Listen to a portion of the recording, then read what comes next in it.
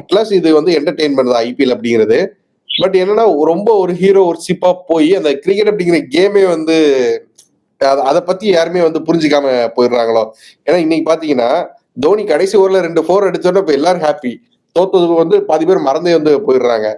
So இது இந்த மனநிலை அப்படிங்கிறது தப்பு தானே. கிரிக்கெட் வந்து எவ்வளவு என்டர்டெயின்மெண்ட் இருந்தாலும் கிரிக்கெட்ன்னு பேஸ்ல இருந்தா தான் அது வந்து என்டர்டெயின்மெண்ட்டுக்கும் வேல்யூ இல்லையா?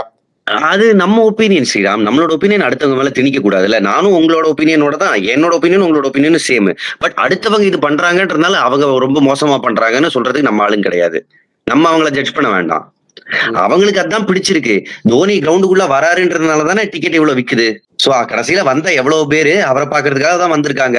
அவங்களுக்கு அதான் பிடிக்குதுன்னா பிடிக்குது. அதுல ரைட்டு தப்புன்னு நம்ம ஜட்ஜ் பண்றது எதுவுமே கிடையாது ஸ்ரீராம். ஓகே. பட் இருந்தாலும் இதெல்லாம் ஒரு கன்சர்னா வந்து தோணுது பார்க்குறப்போ, இப்படி இருக்கு அப்படின்னு வந்து நம்ம இதையும் பதிவு பண்ணி தான் ஆகணும். அவங்களோட விஷயங்கள, அவங்களோட ஹாப்பினஸ் எல்லாம் பதிவு பண்ணிடுறாங்க. ஸோ நாமளும் சில விஷயங்கள் கன்சர்ன்ஸ் எல்லாம் இருக்கு அப்படிங்கிறதையும் பதிவு பண்ணி தான் ஆகணும் இல்லையா?